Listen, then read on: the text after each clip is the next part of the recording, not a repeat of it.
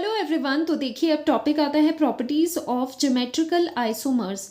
तो geometrical isomers कौन से होते हैं? सिस ट्रांस आइसोमर्स को हम ज्योमेट्रिकल आइसोमर्स भी कहते हैं, ठीक है। तो जो ये सिस आइसोमर होता है, ट्रांस आइसोमर होता है, ये कैसे डिफर होता है?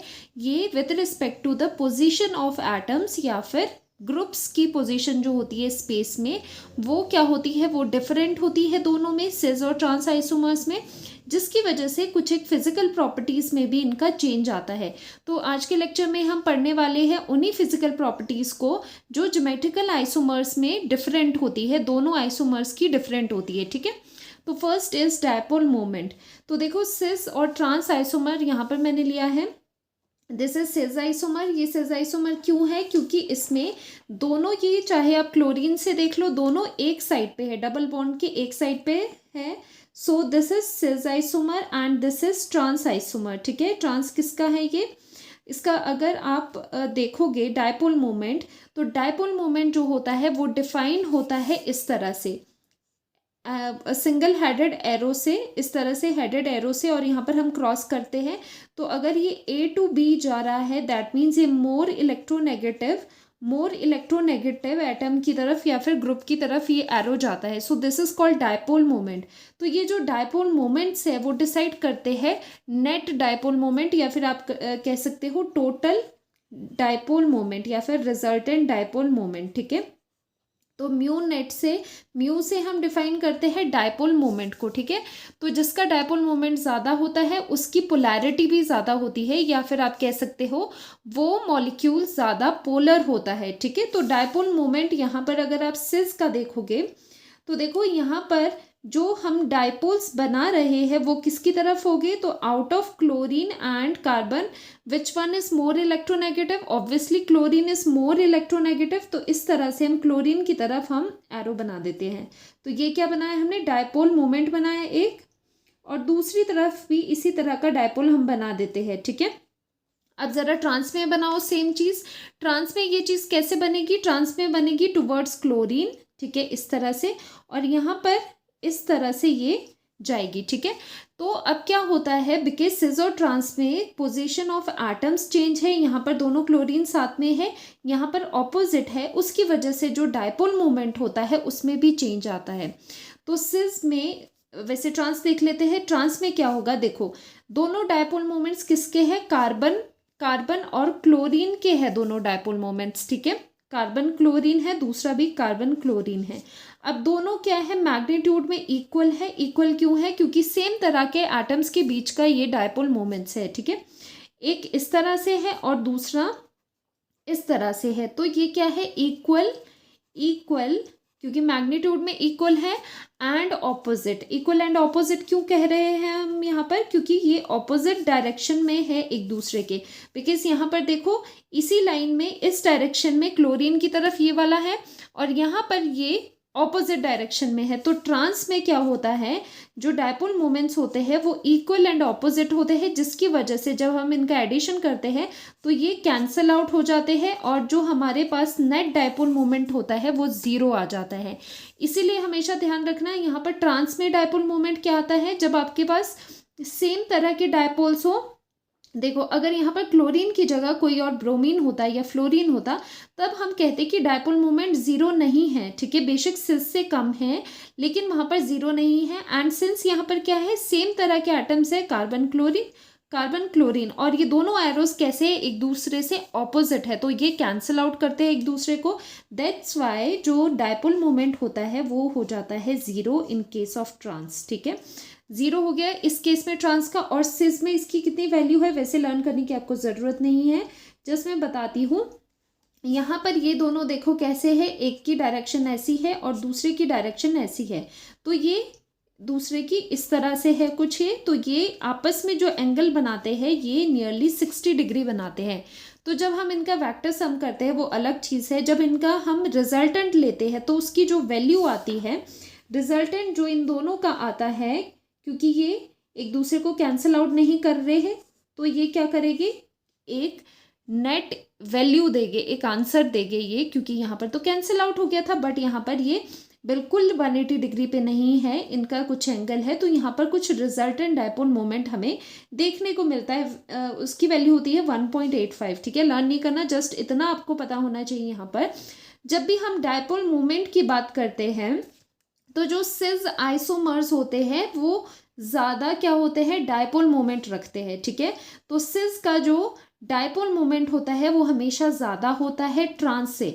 तो अगर पोलैरिटी की बात करें, पोलैरिटी डिसाइड करता है डायपोल मोमेंट। ठीक है, जिसका डायपोल मोमेंट को शॉर्ट में म्यू से लिखते हैं, जिसका डायपोल मोमेंट ज़्यादा है वो मॉलिक्यूल ज़्यादा पोलर है। ठीक है, तो वो मोर पोलर है। जिसका डायपोल मोमेंट कम है वो लेस पोलर है। ठीक है, ऐसे आप लिख सकते हो। और जिसका डायपोल मोमेंट 0 ही आ गया, उसका मतलब क्या होता है, वो मॉलिक्यूल नॉन पोलर है। ठीक है, क्या कहेंगे, नॉन पोलर है। ठीक है, अब एक चीज़ आती है कि क्या हमेशा ट्रांस आइसोमर जो होता है उसका हमेशा क्या डायपोल मोमेंट 0 होता है, नहीं, ऐसा नहीं होता। ऐसे सिर्फ उन्हीं केसेस में होता है जहाँ पर सेम तरह के एटम्स ट्रांस पोजिशन पे लगे हैं, लाइक दिस वन, जहाँ पर chlorine are opposite to each other. ठीक है, वो ट्रांस पोजिशन पे क्लोरीन एटम्स लगे हैं। अगर आप ये वाला केस देखें, इसमें क्या है, दोनों क्या है, ये सिस है और ये ट्रांस है।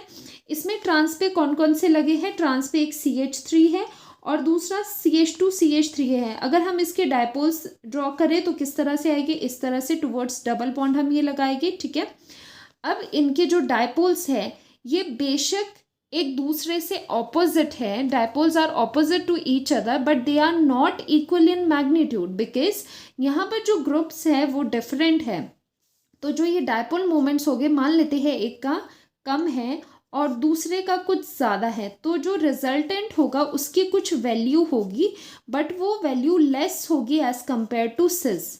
ठीक है, क्योंकि सिस में क्या है, सिस में किसी और एंगल पे है, 60 डिग्री पे है। ठीक है, वहाँ के डायपोल्स कुछ इस तरह से हैं। ठीक है, तो उनका अगर हम डायपोल मोमेंट देखें तो यहाँ पर हम ये कह सकते हैं कि इसका जो डायपोल मोमेंट है वो ज़्यादा है और इसका डायपोल मोमेंट कंपैरेटिवली कम है, 0 नहीं है बट कम है। इसलिए हम कह सकते हैं कि जो सिस वाला है, this is cis and this is trans. ठीक है, तो जो सिस वाला है that is more polar. More polar हम क्यों कह रहे हैं, बिकॉज इसका डायपोल मोमेंट ज़्यादा है, एंड दिस ट्रांस वाला इज लेस पोलर। ठीक है, तो एक चीज़ आपको यहाँ से क्लियर हो गई होगी कि इट इज़ नॉट नेसेसरी कि ट्रांस वाला 0 ही शो करे डायपोल मोमेंट, ऐसा ज़रूरी नहीं है ट्रांस के पास 0 ही हो डायपोल मोमेंट। वो कहाँ होता है, जहाँ पर सेम तरह के एटम्स ट्रांस पे हो, लेकिन यहाँ पर सेम तरह के एटम्स या फिर ग्रुप्स ट्रांस पे नहीं है, तो इनका क्या होगा, जो डायपोल मोमेंट ये शो करेंगे, नेट डायपोल कुछ एक वैल्यू होगी, बट वो वैल्यू भी सिस से कम ही होगी। तो इन जनरल हम क्या लिख सकते हैं कि डायपोल मोमेंट्स के लिए सिस के डायपोल मोमेंट ज़्यादा होते हैं एज कंपेयर टू ट्रांस। तो हम यहाँ पर लिख लेते हैं, साथ साथ हम रिजल्ट भी लिखते हैं कि जो सिस के डायपोल मोमेंट होते हैं वो ज़्यादा होते हैं एज कंपेयर टू ट्रांस। ठीक है, तो ये हमने एक जनरलाइज्ड रिजल्ट यहाँ पर लिख लिया है। ठीक है, तो हमेशा ध्यान रखना कि trans isomer not necessarily have a 0 dipole moment, but dipole moment of trans isomer is always less than cis। ठीक है, ट्रांस का हमेशा कम क्यों होगा सिस से, क्योंकि जो डायपोल्स है वो एक दूसरे से क्या है, ऑपोजिट डायरेक्शन में है, तो वो कैंसल आउट होगे ही होगे।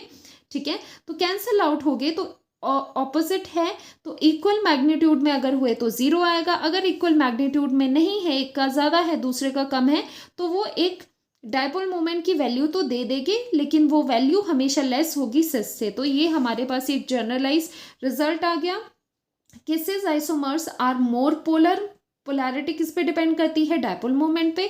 तो जो सिस आइसोमर्स होते हैं वो ज़्यादा पोलर होते हैं as compare to corresponding trans isomer, उसी का ही ट्रांस आइसोमर, क्योंकि कंपैरिजन हम एक ही मॉलिक्यूल के सिस ट्रांस में बात कर रहे हैं। ठीक है, because cis isomers has more dipole moment than trans. ठीक है, और ट्रांस आइसोमर में क्या होता है, ट्रांस आइसोमर में दोनों जो ग्रुप्स है, सेम तरह के ग्रुप्स है, वो ऑपोजिट डायरेक्शन में है, तो जो डायपोल मोमेंट्स है वो भी क्या हो जाता है, कैंसिल आउट हो जाता है। अब आती है next property which is melting point. This is very important. और देखो जो मैं ये आपको प्रॉपर्टीज़ करवा रही हूँ इससे क्वेश्चन बनता ही बनता है। ज्योमेट्रिकल आइसोमेरिज्म का क्वेश्चन इसकी प्रॉपर्टी से ही बनता है, ठीक है। तो देखो मेल्टिंग पॉइंट किस पर डिपेंड करता है। मेल्टिंग पॉइंट मैंने काफ़ी टाइम आपको बताया है। अगर हम मेल्टिंग पॉइंट की बात करें तो melting point is directly proportional to symmetry, ठीक है। सिमेट्री पे वो डिपेंडेंट है। जितना ज़्यादा मॉलिक्यूल सिमेट्रिकल होगा उतना ही ज़्यादा मेल्टिंग पॉइंट होगा, ये बात ध्यान रखो। अब क्वेश्चन आता है कि out of cis and trans which is more symmetrical. तो देखो जब हम सिस ट्रांस का बनाते हैं, चलो हम सिस ट्रांस ज़रा बना लेते हैं यहाँ पर दोनों आइसोमर। जैसे कि मैं एग्जांपल लेती हूँ, सिस में आ जाता है C डबल बॉन्ड कार्बन, यहाँ पर CH3 लगा देते हैं, यहाँ पर भी CH3 आ गया, हाइड्रोजन एंड हाइड्रोजन। ये कौन सा है, सिस वाला है, ठीक है। अनदर इज ट्रांस, इसी का ही ट्रांस बना देते हैं। CH3 यहाँ पर लगेगा, CH3 आ जाएगा और हाइड्रोजन्स आपस में ट्रांस पे हो जाएगी, ठीक है। तो this is cis isomer and this is trans isomer. अब मेल्टिंग पॉइंट की बात करें तो इसका मेल्टिंग पॉइंट देखा गया तो देखो सिमेट्री दोनों में, सिमेट्री किसकी ज़्यादा है, सिमेट्री ज़्यादा ट्रांस की है। Trans is more symmetrical. More symmetrical क्यों है, क्योंकि इसके ये दोनों जो ग्रुप्स है वो एक दूसरे से ऑपोजिट डायरेक्शन में है, बिल्कुल लाइन में एक दूसरे के ऑपोजिट है, तो ये ज़्यादा सिमेट्रिकल माना गया है, ठीक है। ज़्यादा सिमेट्री होने से क्या होता है, जैसे ट्रांस इज मोर सिमेट्रिकल, अगर किसी की सिमेट्री ज़्यादा है आइसोमर की, उससे क्या इफेक्ट होता है, सिमेट्री ज़्यादा होने की वजह से पैकिंग जो मॉलिक्यूल्स है, क्योंकि लैटिस होता है, ऐसा लैटिस होता है जिसमें ये मॉलिक्यूल्स पैक होते हैं, ठीक है। और मेल्टिंग पॉइंट में क्या देखते हैं हम, जो सॉलिड फॉर्म से लिक्विड फॉर्म में आना जिस टेम्परेचर पे, वही मेल्टिंग पॉइंट होता है, ठीक है। तो ये कहा जाता है, ये जो मैंने बॉक्स बनाया है दिस इज कॉल्ड लैटिस, ठीक है, लैटिस स्ट्रक्चर। तो मॉलिक्यूल्स इसी लैटिस में पैक हो गए। जो ट्रांस के मॉलिक्यूल्स हो गए उनकी पैकिंग अच्छी होती है, वो होते हैं वेल पैक्ड, उनकी पैकिंग अच्छी होती है। इसकी वजह से जो मॉलिक्यूल्स के बीच की फोर्स होगी that is called inter molecular force, वो उनमें ज़्यादा होगी। अगर वो अच्छे से पैक्ड हो गए, पैकिंग अच्छी होगी, तो इंटर मॉलिक्यूलर फोर्स भी ज़्यादा होगी। इंटर मॉलिक्यूलर फोर्स ज़्यादा होने की वजह से जो लैटिस होगा वो स्ट्रॉन्ग होगा। अगर लैटिस स्ट्रॉन्ग होगा तो आपको ज़्यादा अमाउंट ऑफ एनर्जी देनी पड़ेगी सो दैट ये लैटिस टूट के लिक्विड फॉर्म में आ जाए, ठीक है। तो इसका मतलब एनर्जी ज़्यादा देने का मतलब कि मेल्टिंग पॉइंट भी बढ़ेगा, ठीक है। तो ये पूरी कहानी समझ आ गई। तो मेल्टिंग पॉइंट में क्या आ जाता है, मेल्टिंग पॉइंट में मैटर करती है symmetry, and trans isomer is more symmetrical as compare to cis isomer. और सिमेट्री होने की वजह से पैकिंग उसकी एफिशिएंट होती है, वेल पैक्ड होता है, जिसकी वजह से इंटरमॉलिक्यूलर फोर्सेस, मॉलिक्यूल्स के बीच की जो फोर्स है जिसकी वजह से वो आपस में जुड़े हैं वो भी इंक्रीज हो जाती है। तो लैटिस जो है वो बहुत स्ट्रांग होगा, तो उसको तोड़ना मुश्किल हो जाएगा, इसीलिए ज़्यादा एनर्जी या फिर आप कह सकते हो ज़्यादा टेम्परेचर आपको देना पड़ेगा उसको मेल्ट डाउन करने के लिए। तो इसी वजह से मेल्टिंग पॉइंट भी इंक्रीज करता है। तो मेल्टिंग पॉइंट में हम क्या लिख सकते हैं, रिजल्ट, मेल्टिंग पॉइंट का रिजल्ट आ जाता है कि जो ट्रांस है, ट्रांस का मेल्टिंग पॉइंट ज़्यादा है सिस से, ठीक है। तो रीज़न क्यों है, because trans isomer is more symmetrical. और यहाँ पर मेल्टिंग पॉइंट में क्या फैक्टर वर्क करता है सिमेट्री वाला फैक्टर। वैसे ही जैसे मैंने एग्जांपल आपको यहाँ पर बताया है, तो अगर हम इसके मेल्टिंग पॉइंट्स लिखे, वैसे लर्न नहीं करनी है वैल्यू, जस्ट समझ लो। सिंस ये सिस आइसोमर है तो इसका मेल्टिंग पॉइंट जो आया दैट इज 134 केल्विन। वहीं पर जो ट्रांस का मेल्टिंग पॉइंट है, कॉरस्पॉन्डिंग ट्रांस आइसोमर का जो मेल्टिंग पॉइंट आया है दैट इज 167 केल्विन। तो यहाँ पर देखो मेल्टिंग पॉइंट ऑफ ट्रांस ज़्यादा पाया गया और सिस का कम है। तो डायरेक्टली जब क्वेश्चन आए तो डायरेक्टली आपने क्या करना है, ट्रांस का ज़्यादा होता है melting point as compare to cis, ठीक है। तो वही चीज़ें यहाँ पर लिखी है, एक बार रीड आउट कर लेते हैं। Melting point of trans isomer is higher than cis isomer, ठीक है।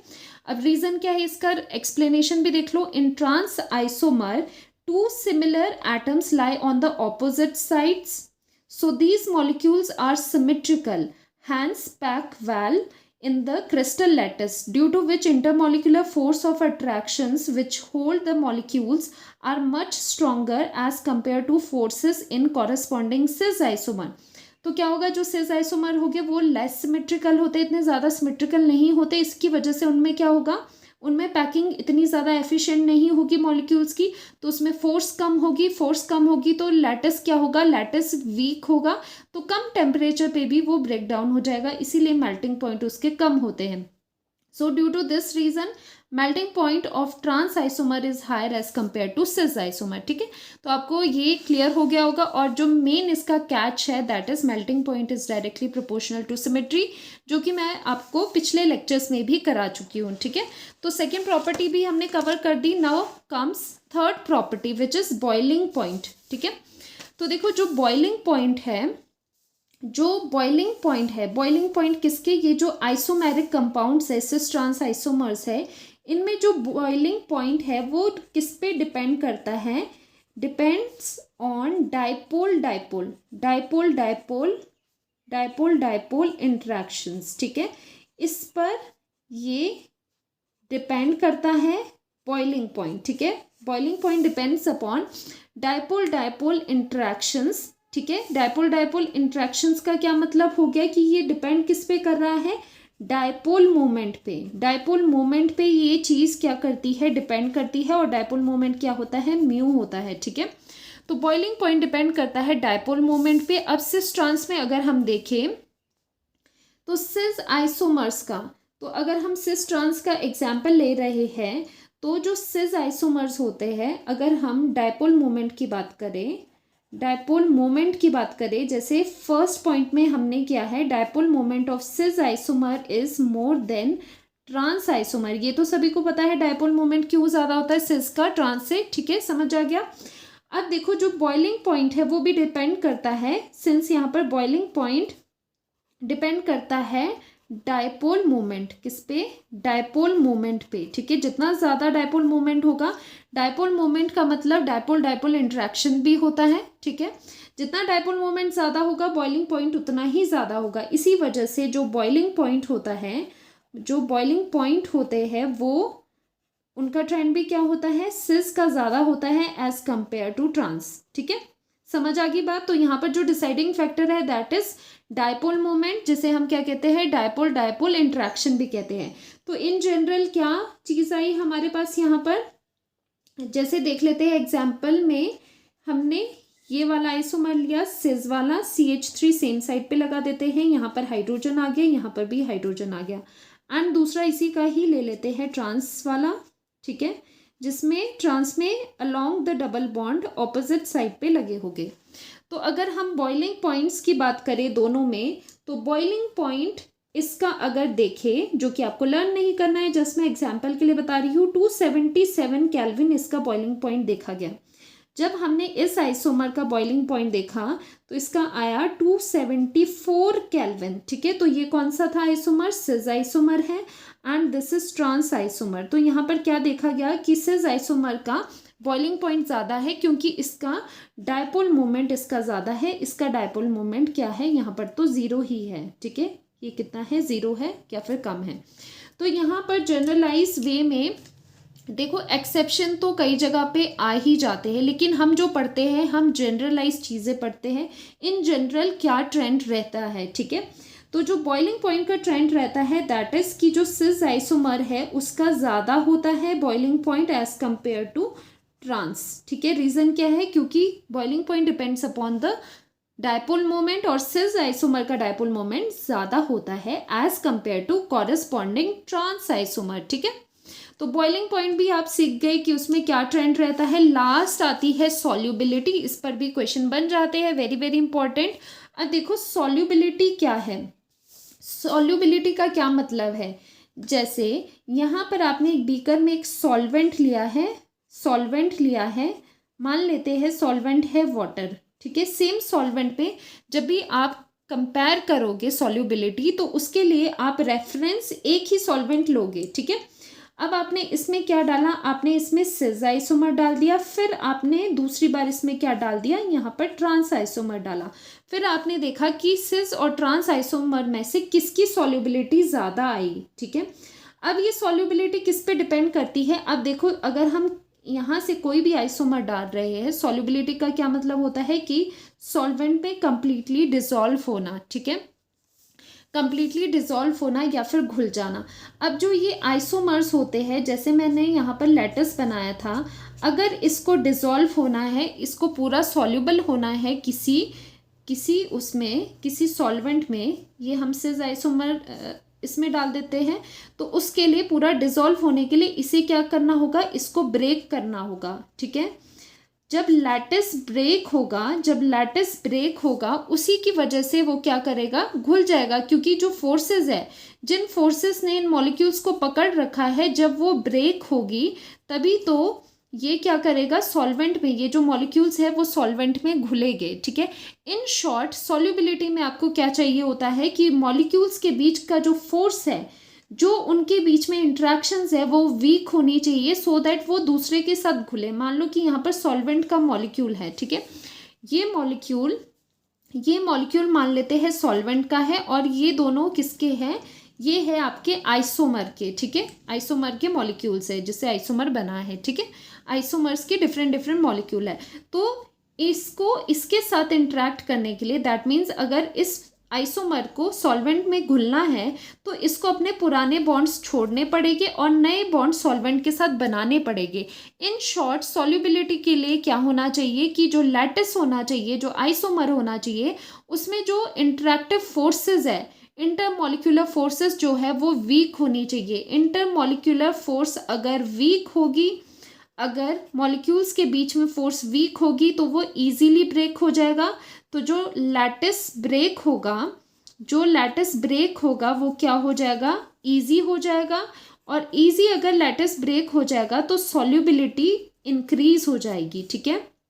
तो यहाँ पर क्या लिखा है, सॉल्युबिलिटी इस तरह से आप क्या सोचते हो, सॉल्युबिलिटी किसकी ज़्यादा होनी चाहिए, सिस की या फिर ट्रांस की? सिस आइसोमर की सॉल्युबिलिटी ज़्यादा होगी as compare to trans isomer. और ऐसा क्यों? क्योंकि पीछे भी हमने देखा है कि जो सिस आइसोमर्स होती है उनमें इंटरमॉलिक्यूलर जो फोर्सेस होती है, जो लैटिस होता है उनका, वो वीक होता है, ठीक है। सिस आइसोमर्स का जो लैटिस होता है या फिर जो मॉलिक्यूल के बीच की फोर्सेस होती है वो काफ़ी वीक होती है, इसीलिए उनकी सॉल्युबिलिटी अच्छी होती है, ठीक है। So solubility of cis isomer is higher than corresponding trans isomer because molecules are weakly held in cis isomers, so lesser amount of energy is required to break the lattice. Hence the solubility of cis isomer is more than trans isomer in a given solvent. हम किसकी बात कर रहे हैं? किसी given solvent में ही हम compare करेंगे। कंपैरिजन के ग्राउंड्स तो सेम रखेंगे ना, एक ही सॉल्वेंट में हम कंपैरिजन करेंगे सिस आइसोमर की और ट्रांस आइसोमर की सॉल्युबिलिटी। तो सिस आइसोमर की सॉल्युबिलिटी ज़्यादा होती है एज कंपेयर टू ट्रांस। जैसे कि हम यहाँ पर एग्जांपल देखते हैं, एक हम लेते हैं इस तरह से, हाइड्रोजन COOH, इधर भी हाइड्रोजन है और इधर COH है। जब हमने इसकी सॉल्युबिलिटी देखी, उसकी वैल्यू क्या आई, 79 ग्राम पर 100 ml ऑफ वाटर आई, ठीक है, सॉल्युबिलिटी की वैल्यू 79 आई। और अगर इसी का ही आप ट्रांस लोगे, इसी का ही आपने अगर ट्रांस लिया तो उसकी जो सॉल्युबिलिटी आई उसकी वैल्यू 0.7 ग्राम पर 100 ml आया। दैट मीन्स इतना कम आया, और सिस का जो था वो सॉल्युबिलिटी की वैल्यू ज़्यादा आई। आपको ये चीज़ें लर्न नहीं करनी, just to clarify this point मैं यहाँ पर आपको ये एग्जाम्पल बता रही हूँ दैट सिस आइसोमर की जो सॉल्युबिलिटी होती है वो ज़्यादा होती है as compare to trans because of the lesser, जो वीकर जो इंटरमॉलिक्यूलर फोर्सेस होती है, जो उनका लैटिस वीक होता है, उसकी वजह से लैटिस ब्रेक इजीली हो जाता है और सॉल्युबिलिटी अच्छी होती है सिस की, ठीक है। तो अगर हम समराइज करें, अगर मैं समराइज करूं आपके पास यहाँ पर कि जो हमने पॉइंट्स पढ़े, तो क्या क्या हमने पॉइंट्स पढ़े, पहले था डायपोल मोमेंट, ठीक है, डायपोल मोमेंट, फिर आया हमारे पास बॉइलिंग पॉइंट, फिर आई सॉल्युबिलिटी, फिर है मेल्टिंग पॉइंट, ठीक है, मेल्टिंग पॉइंट को लास्ट में लिखते हैं। अगर हम इन शॉर्ट इसको समराइज करें तो क्या रहेगा, डायपोल मोमेंट किसका ज़्यादा होता है, सिस आइसोमर्स का ज़्यादा होता है as compare to trans isomer. Boiling point भी क्या होता है, सिस का ज़्यादा होता है ट्रांस से, ठीक है। सॉल्युबिलिटी भी सिस की ज़्यादा होती है ट्रांस से, लेकिन जो मेल्टिंग पॉइंट होता है वो ट्रांस का ज़्यादा होता है सिस से। तो इस तरह से भी आप क्या कर सकते हो, शॉर्ट में पहले लर्न कर सकते हो रिजल्ट, देन इनकी एक्सप्लेनेशन बना सकते हो। तो इसमें सिर्फ जो ये मेल्टिंग पॉइंट है उसका अलग ट्रेंड है, ट्रांस का ज़्यादा है सिस से, और बाकी जो तीनों प्रॉपर्टीज़ है उसमें सिस का ज़्यादा होता है, उसमें सिस डोमिनेट करता है। ठीक है, इस तरह से भी आप चीज़ों को लर्न कर सकते हो। चारों की चारों यहाँ पर फिजिकल प्रॉपर्टीज़ के मैंने रिजल्ट्स लिख लिए, और बाकी इनके पीछे का रीज़न भी आपको आना चाहिए, बिकॉज रीजनिंग भी आ सकती है, आपको विद रीज़न पूछ सकते हैं, और वैसे भी विद रीज़न ही पूछते हैं सब चीज़, डायरेक्ट तो आपको पूछेगी नहीं, यस और नो में तो पूछेगी नहीं। एक्सप्लेनेशन इज़ मस्ट, और वो आपको देनी पड़ेगी, और वो आपको आनी भी चाहिए। ठीक है, तो ये था प्रॉपर्टीज ऑफ ज्योमेट्रिकल आइसोमर्स। तो देखो जो सिस ट्रांस आइसोमर्स है उसमें सिर्फ डिफरेंस क्या आया, डिफरेंस था सिर्फ इनकी पोजीशंस का, एटम्स की पोजीशन डिफर होने की वजह से देखो प्रॉपर्टीज भी किस तरह से डिफर हो जाती है। ठीक है, तो ये टॉपिक बहुत इंपॉर्टेंट है, ज्योमेट्रिकल आइसोमेरिज्म में यहीं से क्वेश्चन बनता है, इन प्रॉपर्टीज के बीच से ही क्वेश्चन निकलेगा। ठीक है, याद रखना। तो मिलते हैं नेक्स्ट लेक्चर में। नेक्स्ट लेक्चर में मैं आपको करवाऊंगी methods of preparation of alkenes. ठीक है, प्रिपरेशन के मेथड करेंगे एल्कीन्स के। तो मिलते हैं नेक्स्ट लेक्चर में, बाय बाय।